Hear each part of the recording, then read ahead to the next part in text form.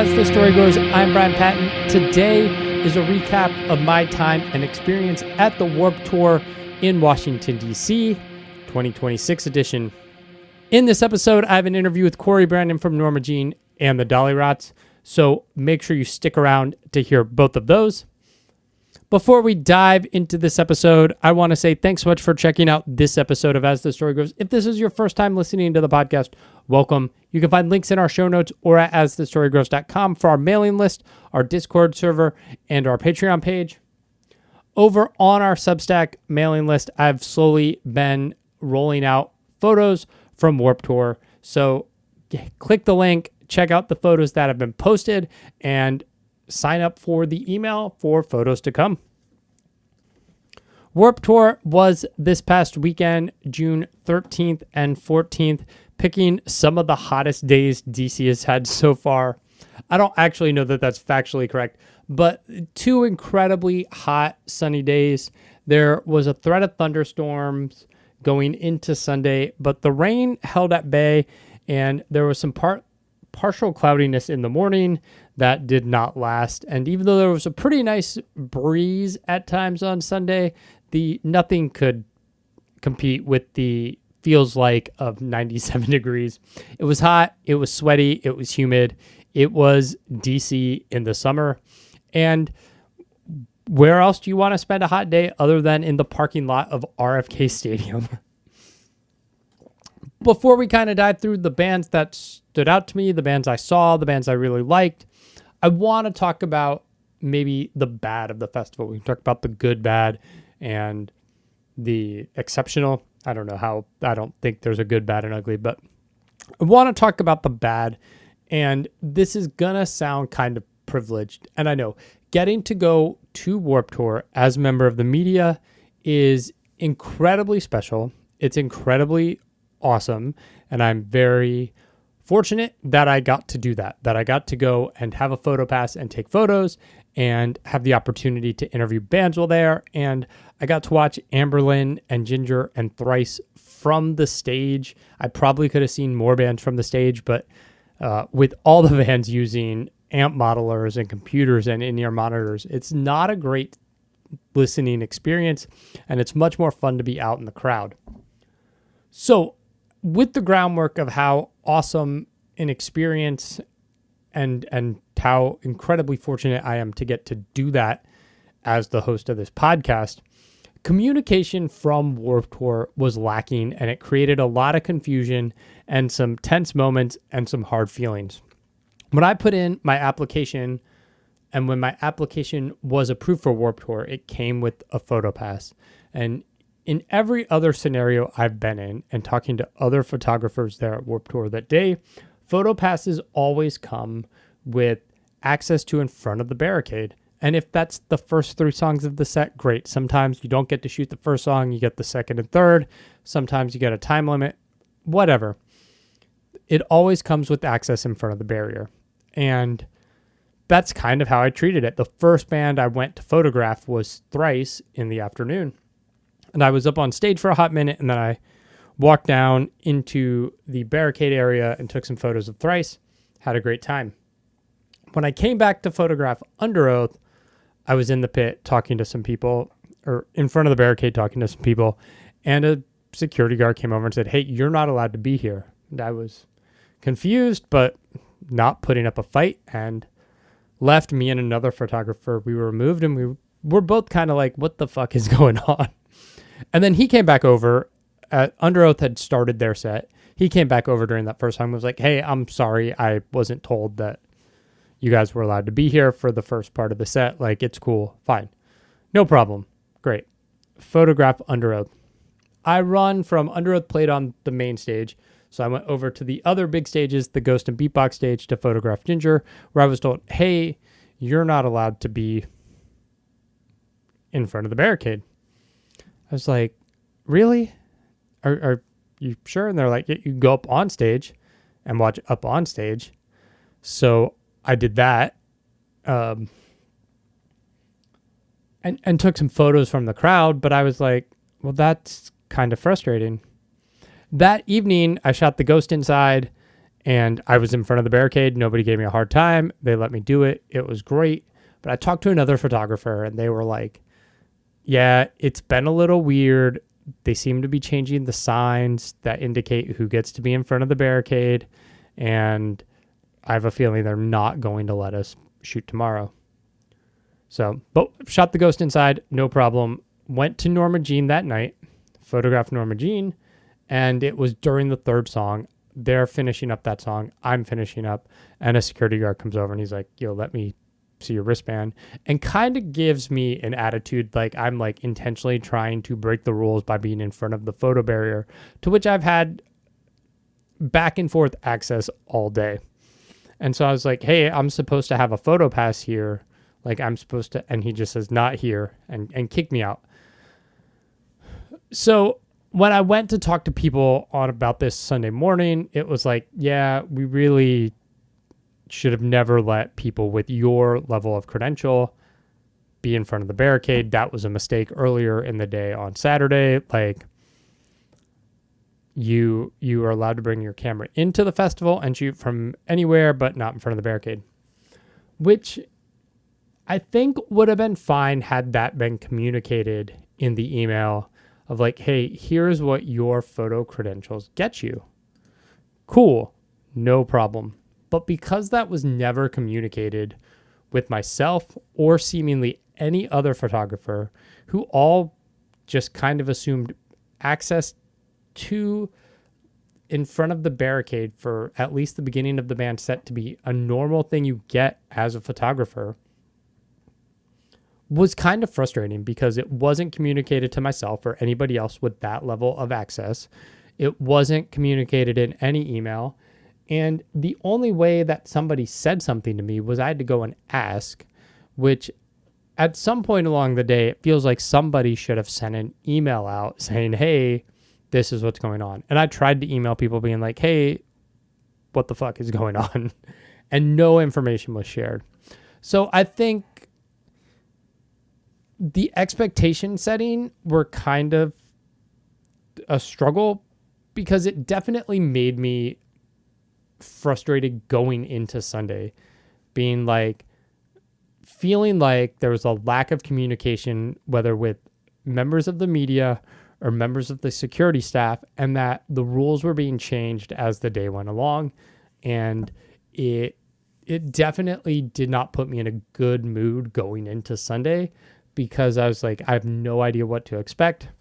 And then once I heard what I could expect, I didn't argue or fight with the staff because I did not know who this person was. Were they making the rules? How they were just a media liaison. And so as frustrating as it was, I think my big criticism was a lack of clear communication about what different levels of access people have had and why it was that way. It seemed like only the media crew who worked for Warped Tour and some band photographers got barricade access, and the rest of us just kind of had to take pictures wherever we were. Super frustrating, super kind of confusing and tense at times. And I think the thing that made it heightened is like, nobody told, there are a bunch of security guards there letting us through and letting all these photographers in, and then like the heads of security will come in and like be kind of hard asses about it, be like, yo, why are you here trying to break the rules? And I think that was a little frustrating because nobody was intentionally trying to do something they weren't allowed to do. We just thought we had a level of access that wasn't communicated to us that we didn't have. And so it created a bit of a tense situation at times between some of the heads of security and photographers, and a lot of confusion all around that could have been cleared up with some clearer guidelines about what access people did or did not have.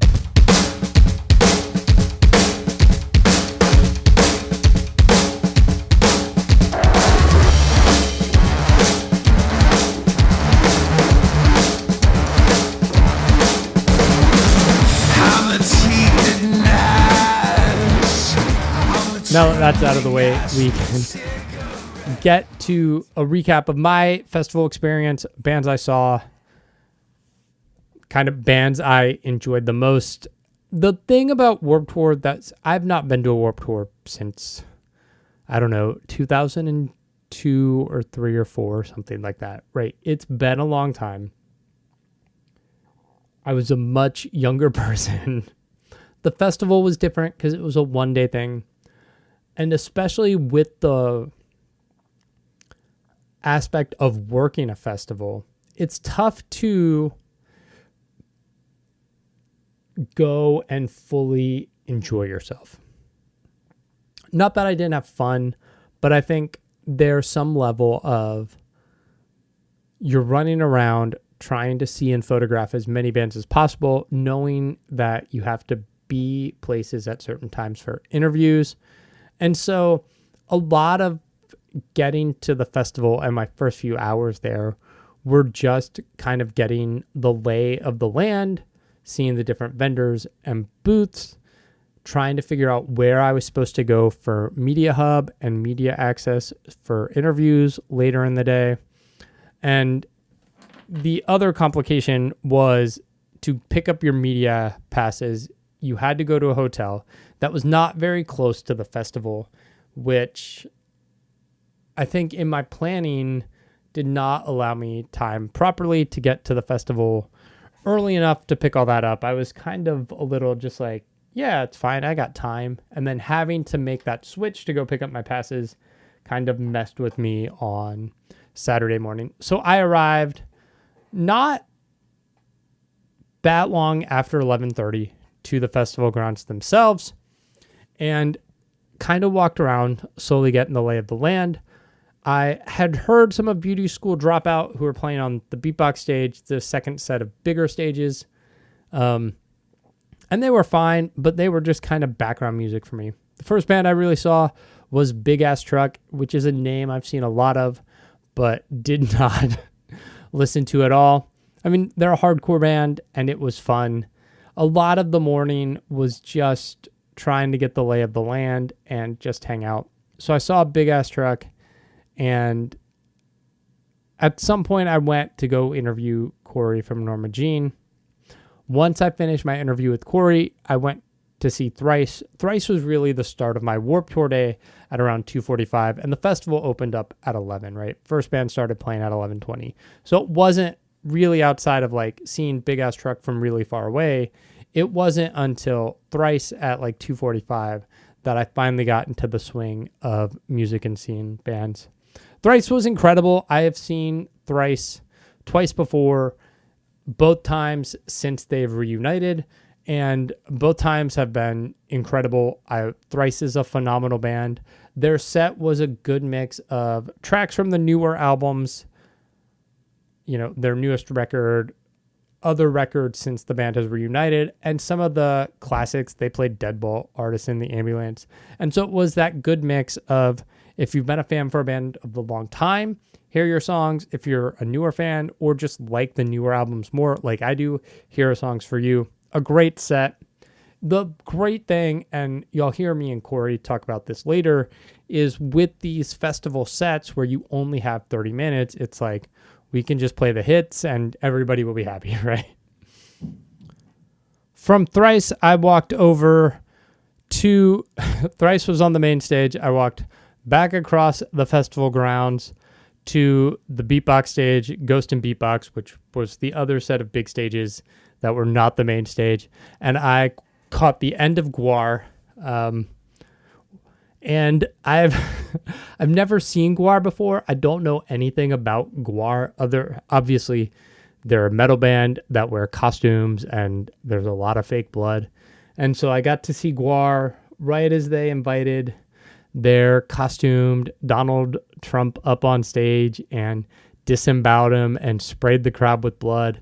And it was wild. I have literally never seen anything like that. It was an experience I'm glad to have beheld. I'm glad I watched it from way far back in the crowd where there was no chance of me getting sprayed with fake blood, and enjoyed their set immensely. Tracked back over to the main stage for Under Oath, who I have not seen in many years, but I was excited to check Under Oath out. Like I talked about earlier, PhotoPass issues, but was able to get in front of the barrier and take some photos of Under Oath. Under Oath had a great set. Again, kind of a mix of like, here are the songs you love from Define the Great Line, and They're Only Chasing Safety, and here are some new songs that we really want to play. Well, I have really liked Erase Me and Voyeurist. The last Under Oath record was not my favorite. It did not kind of vibe with me in the way some of those other records did, but I really enjoyed their set. And even though there were some songs I was not a big fan of, I did enjoy seeing them live and had a lot of fun. I hauled myself back over to the other festival grounds because I really wanted to see Ginger. Ginger was one of those bands that I've become a fan of over the last few years, but have not seen live. And I think on their last tour when they were stateside, they did not play DC. And so I knew I wanted to go see Ginger. Glassjaw was finishing up. Glassjaw is a band that I think is fine musically, but I'm not particularly in love with. And there are a lot of lyrical issues with Glassjaw, and they played those songs. And so whatever, letting that be. Ginger came on stage and absolutely blew me away. I was enthralled with their set.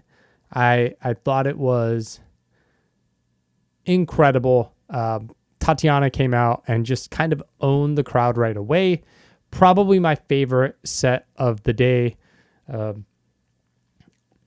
Commanding presence. The band sounded great live. The songs are flawless. Her singing voice to screaming voice worked phenomenally. It was a great set. Loved it. Then up came Suicide Silence, and Suicide Silence I was excited to see because I've never seen them before, and their set was good, but I don't know if it was the heat of the day or coming off Ginger, who was incredible, but Suicide Silence just didn't move me in the way I hoped they would. And I think maybe it was the atmosphere and the venue. I think if I were at the Fillmore or Baltimore Soundstage or 930 Club and saw Suicide Silence, it would blow me away, and it would be a better space to see a band like that than, at 5:22 on a Saturday when it's 90 degrees outside.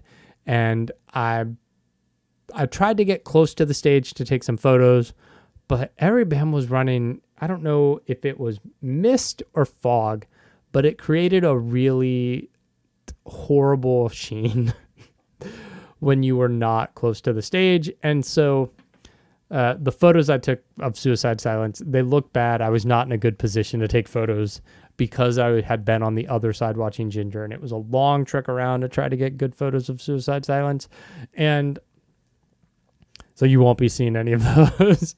But their set was fine, but I was not as impressed as I thought I would be. Then Amberlynn came on, and that drop of like Ginger and Suicide Silence into Amberlynn is so funny. It's one of the funniest things about Warped Tour is these kind of, back and forth dichotomies of like what could be on the stage one right after another, especially because we're running the big European metal festival, right, where we got Ghostbox and Beatbox, and it's basically one stage split in half, right, so they can set up one band while another band is playing, and there's no shortage on turnarounds, which is great.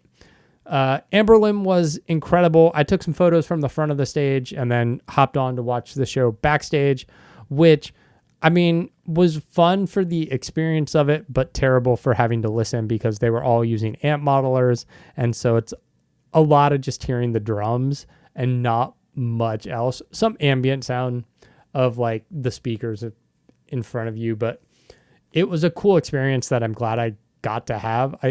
Being on stage for parts of Ginger and Thrice, like it's a very cool experience that I got to have, but it did not create for the best listening experience. But Amberlynn had a set that was oops, all bangers, like your favorite songs from Never Take Friendship Personal and Cities, and maybe they played a new song, but like it was an incredible set of all the songs you like. What my best friend and his daughter were also at Warped Tour, so she wanted to head on over to go see Honey Revenge at 7:05. So we were walking over to the small stages, the Verizon and Eagle stage, and Burials was playing in that time slot too. And I thought, okay, I would be interested in seeing Burials. But I heard Taking Back Sunday on the main stage, and I said, hey, I'll catch up with you guys later. Which is fun. My wife's best friend lives in Charlotte, and she lives in the same neighborhood as Adam from Taking Back Sunday. And so I've, on occasion, seen Adam at various points when we've been visiting in Charlotte.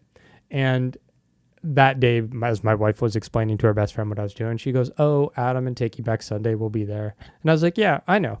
And so I wanted to go over. I caught the very end of Cute Without the E and all of Make Damn Sure, their final two songs, which sounded great. It was a lot of fun. I've never seen Taking Back Sunday live.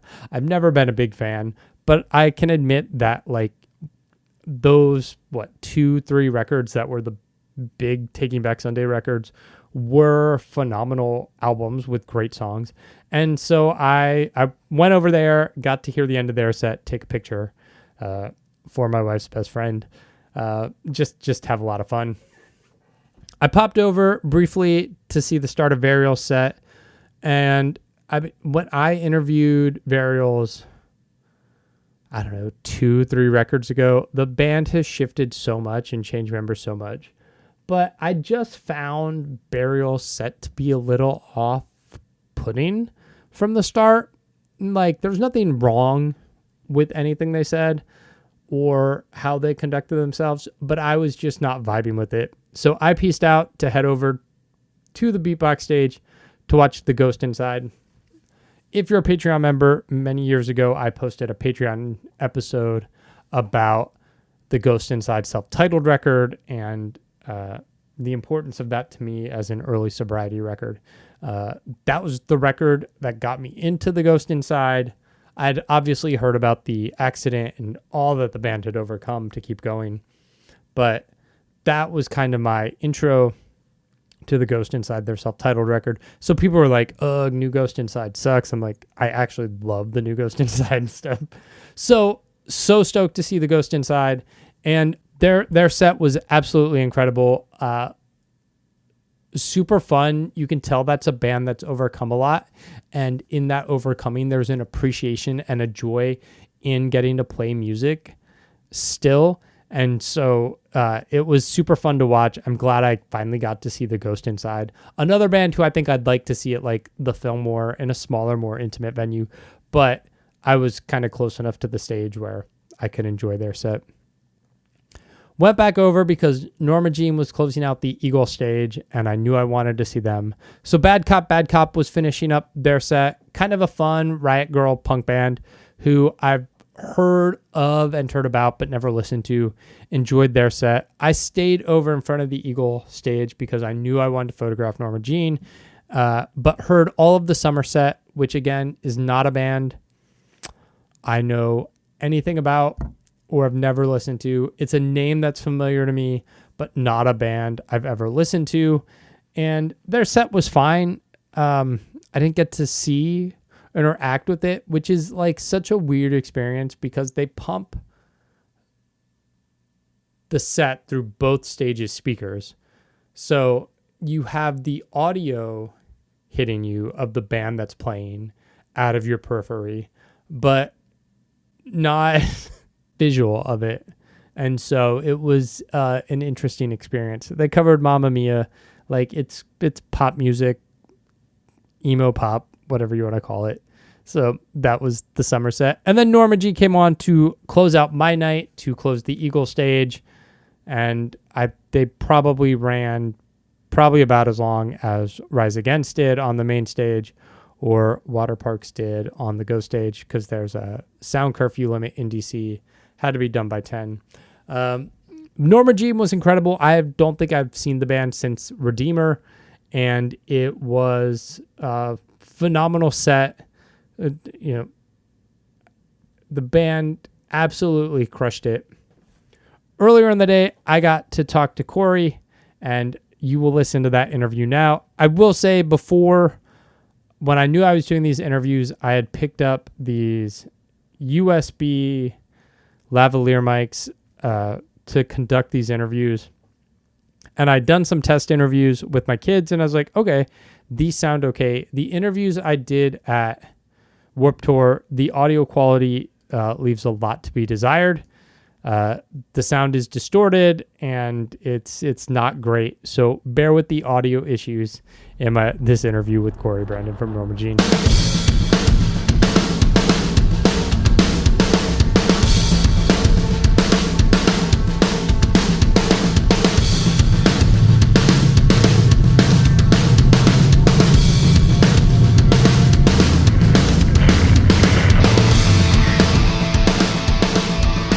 All right, ready to go? Yeah, we're here with Cory from Norma Jean. What's up, everybody? It's been forever since you guys have been to DC, so why don't you come out this way? It has been forever. This was a really good spot to be for Warped, I think. Yeah. For that reason, it's for us anyway. So, yeah, we're excited to be here. That's awesome. You guys are closing out the Eagle stage tonight. How do you feel about We headlining? are. I'm stoked.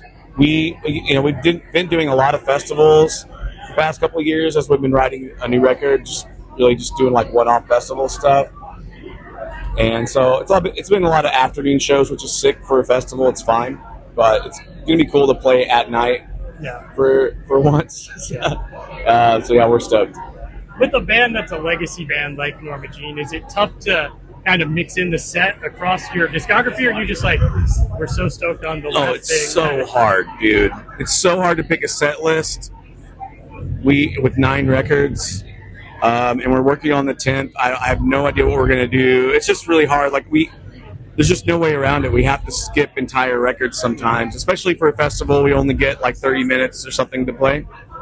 For a headlining tour, we fit them all in though. So if you see us headlining, we're gonna play something off every record. But settings like this, we have to be extra picky, and pretty much for this set, we're just playing the hits. Nice. And like piecing out. It's gonna be fun though. It's gonna be fun. That's cool. Mentioning the new record, when you guys did Audio Tree, one of the things you mentioned was Death Rattle kind of ended sonic journey for Norma Jean, and you were moving on to something different. Can you tell us anything about what you're experimenting with writing the new record? It's kind of one of those things where it's gonna blow everyone's mind or be completely misunderstood, I guess. I think it's still Norma Jean. It's still, we're a rock band. It's drums, guitars, vocals. That's what it is. But the way we did layers on that record, some songs being like 200 tracks, not kidding. Because we just didn't care. We were just like, let's do whatever we want. We're making a record. Like, it doesn't have to work live. Who cares? We'll just, we're still going to do whatever it is. But I think that's more the thing, like, the mixing process and just the work that went into that was so hard to do and expensive. And we just had to stick it out until it was done, because that's the way it was. But I think we just want to chill on that a little more. Nice. Before I quit Facebook, I was friends with your brother on Facebook, so we would talk a lot. He had mentioned at one point you had gotten sober. How's that journey been for you? It's been cool, man. It wasn't, for me, it wasn't alcoholism or anything, because I've seen that very close in my life and in my family. So it's something like that. But for me, it was just a mental health, emotional health, and overall health issue. Yeah. And because for me, drinking was always it's an every once in a while thing. It's you're hanging out. It's a social thing. Yeah. But when your job is to be the social thing, it becomes like, it's another one of those. Tomorrow too. So it's like, okay, this is too much. I'm just gonna stop. And then it hasn't been a problem. It's just been awesome. I work harder. My brain works better. My mouth gets me in a lot less trouble. All kinds of cool things about it. Nice. But yeah, man, it's cool. you guys have had a pretty stable lineup the last few years here. You feel like Norma Jean's in one of the best spots it's been in a while? It is. We got through, because like with any lineup change, there's always this skyrocketing like new energy thing that happens, and then you come to this like hump in the road, and it's hard to make it over that. You lose somebody. It's like, hey, I'm gonna go start a family, or like I don't want to tour anymore. You never know what the reason's gonna be. It's like, okay, we support you. Go ahead and do that. But for this, we've actually gotten over that hump and made it through. So I'm really, really interested to see where it goes, writing music and stuff. This will be the first time in a long time that we've had a steady enough lineup to make it through 3 albums.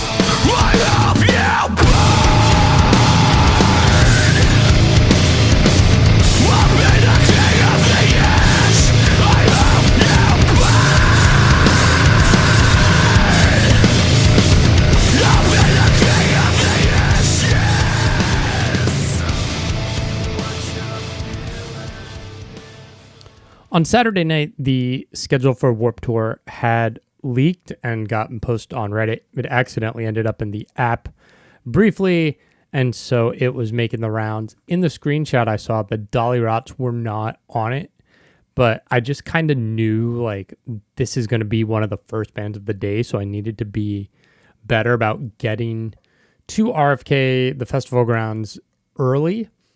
And so I managed to get there and get to the Eagle stage in time to see the Dollyrots perform. I got the email request to interview the Dollyrots. I listened to the band. I was like, okay, yeah, this is cool. I'd definitely be down to chat with them. And so I went to check out the band's set. Super fun. I don't think I had realized the long history the Dollyrots had when I got the request. I thought they were kind of a newer band, but like they have a long discography. They've been playing forever. They've been on Warped Tour previously. And it was just kind of a fun punk rock set, kind of classic, old school punk rock, Ramones-ish inspired. And I had a lot of fun seeing the band play live and then getting to talk to the band after their set, which y'all hear now. Again, please be mindful of the audio issues. Hey, can your mom come out and play?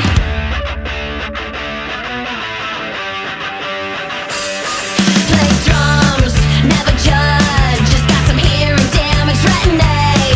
Recycles, no fuss. Smoke screen and goes to PTA. Yeah, it's fine. I mean, your parents, right? Did you use the white noise machine? Oh, yeah, we did. Little? Oh, heck yeah. It's the best, right? We still sometimes we'll get to a hotel really late at night and we need to like sleep in. Yeah. So we clip the blackout curtains closed with the like hangers that are in the room, turn on the white noise, like full blast. It's good practice. Like if you want to stay alive, make your kids sleep longer. Yeah. We're here at the Dollyrots. I mean, we're talking about children touring with kids. How has that experience been? Is it add the extra complication, or I mean, they're so young, right, that they just kind of go with the flow? Yeah, I think honestly, we had already been touring for 15 years. Yeah, about 15 years. When finally we looked at each other and we were like, if we're gonna do this kid thing, we probably got to do it. Well, we had to convince me. What happened was like River was going to be born. We sold our van, we sold the trailer. We cried. We like lamented the fact we'd never tour again and like all that stuff. And it was like we were just built for touring, Like we at that point in 2014, we had been touring the country as a punk band in a van, sleeping on floors for like 10 years, And so like when he came along, it was like, we got to step up our game. Well, no, here's the thing. So I think I was 7 months pregnant, and we got an email, and they're like, hey, how about opening slot for Black Flag, Southern California, House Blues style? And I was like, okay, we'll try just this one time. Just this one thing, because that's a really cool opportunity, and like maybe I could do it. But then I ended up having like terrible C-section, and stuff, whatever. So 8 weeks later, I'm on stage, Oh, that's fun. breastfeeding, leaking, all the craziness. But we had friends step up and like show up to help take care of him while we played, and we're like, man, if we could do that, then we'll say yes to the next one. We could do it in a way where you had like a 3-month-old with us, with like the community supporting us. Basically, like everywhere we go, we have like best friends in every city because we And like we did this a long time. we have done this for a while. And so River and Daisy have both grown up around those best friends in Minneapolis, Seattle, San Diego, everywhere. You know? every single Yeah. place in the country. So like we have this community of people to support it. We do bring a tour nannies, Yeah. but there are also additional people every day to help entertain and, you know, make them And feel sometimes special. like our fans like bring their kids to the show or Yeah. like whatever. And it's like, ooh, play date. it's like you brought Legos? Yeah. Yeah, it's like it's very cool because you get to see the other side of like, oh, this is like the other responsibility that we have. Like not only are we like doing music, but we're bringing together some other thing that we weren't aware of when we were younger, you know, so Yeah. I was pretty much ready to take a big break from touring anyway, Yeah. because it just started to feel a little Groundhog Day. It was the same venues, the same beautiful people, Yeah. but it wasn't. I was just feeling a little bit stuck. we're not saying you have So- kids. Well, but that was something that However, we had wanted to do together since we were 17 years old, It worked for us. and it worked for us. It helped me see the world in a different way. And so it makes you feel like everything is more important. Yeah. And so we like, our kids are good for us in that way, and Yeah. that's what kids are for. They're children of the world now. Yeah, Like, they make you feel like, hey, I gotta try a little harder because I'm not as selfish as I was when I was 17. You know what I'm saying? Yeah. It probably keeps you in check from drinking too much on the road or acting they so foolish. are 9 and 12. They will absolutely call us out. Yeah. Yeah, they're smart enough to be like, hey, Dad, you should not buy that slingshot. No. Or whatever. Now they encourage that. No, yeah. But it's like, you know, for the most part. Yeah, no, you have to feel a sense of like, hey, this is like bigger than us. Yeah. That's all. Yeah. You guys got to open the day, first band. Was that exciting? You a little bummed that like maybe there's not more people or like? Oh, so we've done work for enough time to know that that's actually a gift. When I found out we were the first band on the stage 20 minutes after doors and that they would probably open doors early, I was beyond excited because it means people are fresh, they're excited, they're not too hot yet, nobody's like, you know, had too much to drink, cry, and, you know, everything is still like really positive and hopeful and cool, and we're the perfect band to start that. Yeah. And Dude, this is like a situation where it's like one of the first times we played work or one of the first years or whatever, it was like 2004, 2005 or whatever, and we were like playing on like the little stage or whatever. it was and, this year a girl's truck. yeah, and like Sum 41 played at 11:30 a.m. Yeah. So It's like, forward. Yeah. It doesn't like matter. it's egalitarian. The Yeah. point is like you get what you get and you roll with it. Yeah. You don't complain. You just do your thing. And it's like I'm down with that Yeah. because like you make the most of your situation. It's awesome. It's like it's cool. And also, we're done now. Yeah. Now we get to, like, you know, do press and hang out. You didn't have to play in the hottest part of the day today. Perfect. Just done, yeah. I get to be under a tree right now and not play music in the sun. It's pretty good. Pretty good. The last album came out 2024. What's the future of new music looking like? June 12th, we go into the studio for album 9. Nice. John Fields again. He's been producing us forever. It's wild because we haven't met Mickey at the altar yet, but he produced their first album too. They just sat down right there, so I got to make sure we say hi to them. But yeah, we're going back in the studio with John. We've been working with him over 20 years, and we've got 8 songs, which means Lewis is going to just beat himself up until probably July 27th, because we have a home studio, and we'll keep on working even Yeah. after we go. Like, if you want to make music, you got to make yourself feel a little beat up. And so, like, that's fine. We have time to do it. We feel good at home. We have our chickens. We have our kids. We have Kelly doing her radio show, and we have us, like, just, like, making music, man. Yeah. So it's like, Which, it's as good. parents, it means from 11 at night to 3 in the morning. That's like when we do creative stuff. Yeah. So we're really tired sometimes, Yeah. but it's a good tired. As I'm sure some people can identify with. I'm sure many people can identify. Many people. Here's Yeah. my one bottle of wine that leads into my second bottle of wine. Oh wait. Yeah, no, it's fine. No, we're just trying to make like music that we can believe in, and that's the point. Yeah. Everything's gonna be all right. Yeah. You two have been making music together for so long. You're married, you got kids. When you're in the songwriting process, are there moments where you're like, what do we got to do to challenge ourselves? Or is it just nice to have that gift of knowing? Oh, no. It's the hardest thing in our marriage. Because the thing is, like, we challenge each other to some degree. No, it's just by default. I'm embarrassed still to say my ideas out loud. You know what's crazy? It's like It's I've so been weird. married to her. Like I've known her since I was 12 years old. But like if I have to like display my new idea in front of her, Like, if it's you like have to I'm run out of automatically- melody- I'm automatically embarrassed. The minute I write down words and I have to show him, I'm like, oh my god, this is so stupid. You ever have to like you ever have to do a talent show in front of your mom? Like, that's what it feels like every It's single like song. Every single idea. It's like Yeah. we care so much about the ways that each other thinks that it's like it almost becomes like, but we'll get over it. Yeah. And we'll be fine. And it'll end up better as a result. We are not egotistical You have to artists. climb. We are the exact opposite. You have to climb like a thing that involves like two personalities, and we're both our personalities or whatever, but we'll get over it and we'll make a really fucking good record. That's kind of self-deprecating and sarcastic and really cute and fun on the outside. Yeah, you know I'm talking to you. She's a hot mom with the skinny pants on. Where my mom's at? She's a hot mom with the skinny pants on.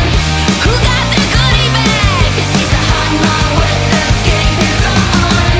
Mimosas for breakfast. She's a hot mom with the skinny pants on. Yeah! I want to say thank you to Caitlin and Tori from Atom Splitter for connecting me with Cory from Norma Jean, and Dana from Indie Music Media for connecting me with the Dollyrots.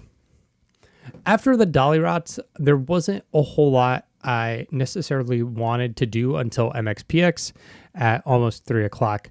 So I spent some time grabbing some water. I bought some merchandise, kind of just walked around, kind of going back and forth, listening to bands from a distance.